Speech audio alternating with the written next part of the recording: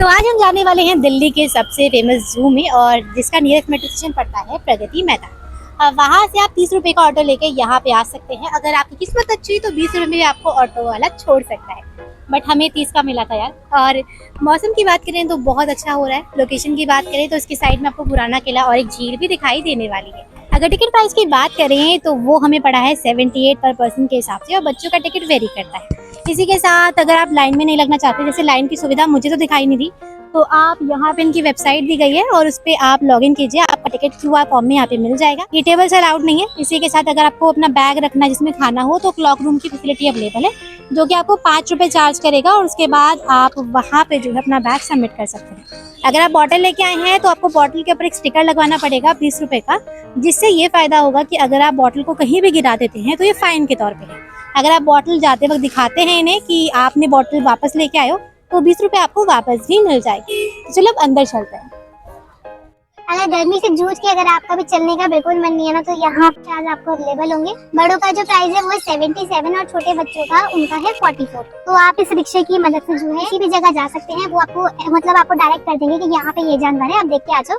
हम तो वॉक करना प्रेफर कर रहे हैं, मगर अगर आपको ये सुविधा लेनी है तो आप ले सकते हो, और यहाँ पे आप इसकी टिकट भी बुक कर सकते हो। अंदर जाके आपको बहुत सारे जानवर जो है यहाँ पे देखने को मिलने वाले हैं। दोनों साइड से रास्ता है, और उसके बाद हम प्रेफर करने वाले हैं हमारे राइट साइड को, और देखते हैं फिर यहाँ पे हमें कौन कौन से जानवर मिलने वाले हैं। एंटर करते ही हमें साक्षात दर्शन हुए ब्लैक स्वान के, जो कि एकदम नकली लग रही थी, मगर थोड़ी देर बाद वो हिलने भी लगी। इस ब्लॉग की खासियत ये होने वाली है कि इसमें हम बहुत सारे एनिमल्स को रिलेट करेंगे कि वो कार्टूनिस्टिक फॉर्म में कैसे दिखते हैं और रियलिटी में कैसे। तो अब हमारे पीछे हम देखने वाले हैं नीलगाय को, और हमें इन्हें देख के ऐसा लग रहा है कि बहुत आलसी है। और ऐसा बताया जाता था कि ये जंगलों में बहुत पाई जाती थी पहले, बट अब तो नहीं मिलती, तो मुझे यहाँ पे वो देखने को मिली। पता नहीं यार नीलगाय का नाम नीलगाय क्यों रखा गया है, क्योंकि इसकी बॉडी में कहीं भी मुझे ब्लू कलर दिखाई नहीं दिया। कार्टून्स में जो व्हाइट स्वान बहुत चुलबुले होने का किरदार निभाया करते थे, असल जिंदगी में वो यहाँ पे चौकीदारी कर रहे थे। उसके बाद हमने तरह तरह के हिरणों को देखा, जिनके अलग अलग तरह के सींग भी थे, और उन अलग अलग तरह के सींगों की अलग अलग कहानी और अलग अलग नाम भी थे। जैसे कि इनके हर साल जो ये सींग है वो अपने आप टूट जाया करते हैं, हर साल नए आते हैं, और इन्हीं सींगों को वो चबा के अपने शरीर में कैल्शियम की कमी भी पूरी करती है। कुछ हिरणों के तो सींग भी नहीं होते। तो मेरे पीछे है ताड़ बिलाव। ताड़ बिलाव भाई साहब अपनी ही टशन में थे। वो अपनी सीट पे आराम से विराजमान थे। सबको एक बार घूर के देखा और उसके बाद अपना जलवा दिखाया। एक राउंड मार के दोबारा अपनी सीट पे जाके विराजमान हो गए, और सबको बता दिया मैं ही हूँ यहाँ का सेलिब्रिटी। कार्टून्स में हमेशा अपने चालाक दिमाग के लिए जाने वाली लोमड़ी असल जिंदगी में अपने बिल से बाहर ही नहीं निकली। थोड़ी देर बाद हम बुल भैया से मिलने गए, और उनके सर के ऊपर कौवा जो है डांडिया कर रहा था, मगर वो व्यस्त थे अपनी बीवी को मनाने में। मगर उनकी बीवी मान ही नहीं रही थी। उनकी इस मासूमियत को देख के मुझे फर्डिनेंड द बुल का कैरेक्टर याद आ गया। तो हमारे सामने अभी है ब्राउन एटलांटर डियर, मतलब हिरन। कुल मिला के हम 5-6 तरह की अब तक देख चुके हैं, और ये भी है, मगर जो हम नहीं कर पा रहे वो यहाँ पे कर रही है। ये आराम से देखो पूल में बैठी हुई है। ध्यान से देखिए अप्सराओं को। जिसको देखना है वो देखे, हम तो पूल पार्टी करेंगे, दूर से देखो। पर मजे तो इन्हीं की है ना यार। अब हम देखने वाले हैं इंडियन राइनोसोरस को, और उसकी खासियत ये है कि उसके पास एक सींग है और वो उसकी नाक पे है, मगर वो एकदम ना नकली सा लग रहा है, और उसका ना जो स्ट्रक्चर है वो भी कुछ अलग सा ही है। आप भी देखो। 2000 किलो से ज्यादा का ये जानवर असल जिंदगी में बहुत ही ज्यादा शांत स्वभाव का लग रहा था इस टाइम तो। वैसे तो ये बहुत गुस्से वाला होता है, और इसी के साथ ये वेजिटेरियन भी होते हैं।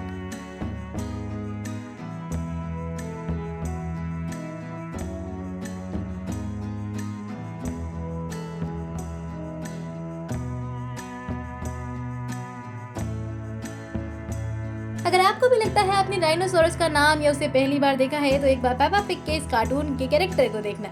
और यहाँ मैं मोर से लीज पे मोती मांगती हुई कुछ साल के लिए दे देता यार, मगर वो तो गुस्सा होके चला गया। इस जूलॉजी में आपको अलग बर्ड का सेक्शन भी दिखाई देने वाला है, जहाँ पे विलुप्त हुए कई सारे बर्ड्स आपको देखने को मिलेंगे। जैसे कि ये मॉर्निंग वॉक करते हुए तीतर है।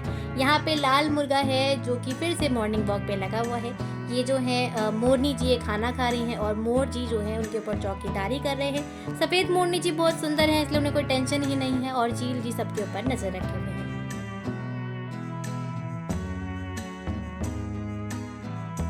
मैंने हमेशा सुना था कि उल्लू रात को जागते हैं और दिन में सोते हैं, मगर यहाँ के उल्लू ने रिकॉर्ड ख़राब कर दिया है। ये दिन में जगा हुआ है यार, मैं अभी दिखाती हूँ।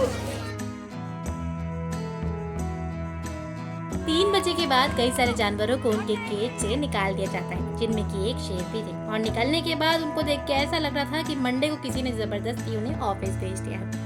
मगर उनको देख के मुझे सिम्बा तो नहीं बल्कि सिम्बा के चाचा जी जरूर याद आए, क्योंकि ये वाला शेर बहुत डाइटिंग पे था यार। तो हम देखने आए थे क्रोकोडाइल को, मगर क्रोकोडाइल की जगह सिर्फ पानी दिख रहा है, कोई क्रोकोडाइल नहीं है। फिर से धोखा, वाइट टाइगर भी नहीं मिला, एक और धोखा। अब मैं आपको दिखाने वाली हूँ वरुण धवन की फिल्म में काम करने वाले कोस्टार को, यानी कि भेड़िए को। ओह सॉरी, VFX लगा देती हूँ, अब पहचान हो जाएगा।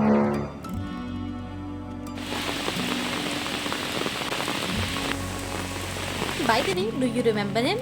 ढूंढने के बाद हमें फिर दिखा ही दे गए हमारे दोस्त हाथी को, जो कि हस्बैंड और वाइफ थे। और हाथी का जो पैर था वो साइड में बंधा हुआ था और हथनी उसको सपोर्ट करने के लिए वहीं पे खड़ी थी। हर कार्टून फिल्म में मैसेंजर का काम करने वाली ये बर्ड रियल लाइफ में अब जू में मॉडलिंग कर रही थी। अब मैं आपको मिलवाने वाली हूँ इंडियन पेपा पिग से। हाँ, थोड़े काले हो गए हैं। Tada!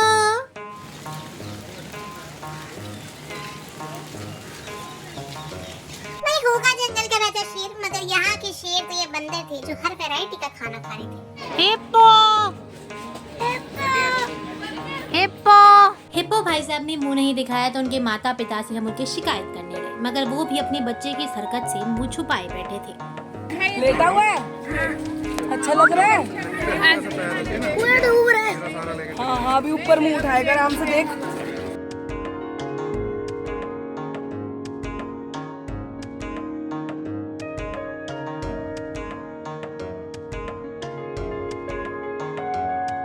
By the way, cartoonistic form में हिप्पो बड़ा क्यूट लगता है, और इस पूरे जू का मेरा फेवरेट एनिमल हिप्पो ही था। पॉर्क्यूपाइन के नाम पे पॉर्क्यूपाइन नहीं मिला।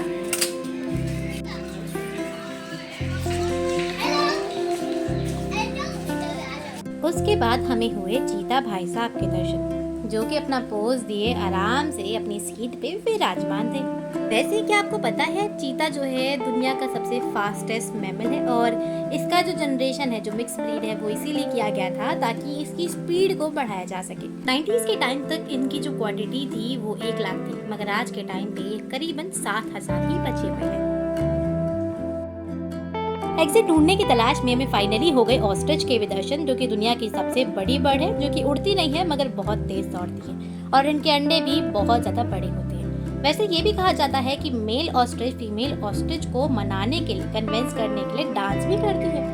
5:30 के बाद बंद होने लग जाती है, और इस टाइम पे देखिए यहाँ पे फाउंटेन जो है शुरू हो गया है, और यहाँ पे देखकर आप देखोगे ना तो भीड़ ज्यादा बच्चों की दिखाई देगी आपको, और इन्हीं बच्चों का माहौल होता है। तो पिराना के मुंह से बच के, लेपर्ड से मिलके और बहुत सारे डियर्स के दर्शन करने के बाद हमारा फाइनली ये ब्लॉग खत्म होने वाला है। और इस ब्लॉग के माध्यम से हमने कई सारे जानवरों को देखने की कोशिश की, कई सारी मेमोरीज को हमने क्रिएट किया।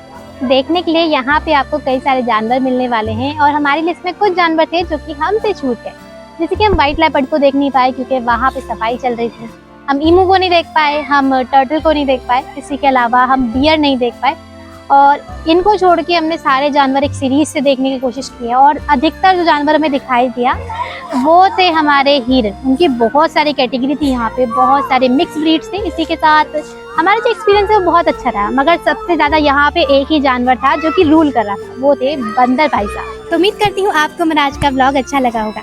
अगर अच्छा लगा तो वीडियो को लाइक, कमेंट, शेयर करना बिल्कुल ना भूलें। फ्राइडे को बिल्कुल मत आना, क्योंकि ये जू जो है फ्राइडे को बंद रहता है, और कोशिश करना बच्चों के साथ है, क्योंकि जो क्यूरियोसिटी उनके अंदर होती है ना हर चीज़ को देख के, वो शायद हमें नहीं हो पाती। चैनल पे नया हो तो सब्सक्राइब करें। Thanks for watching.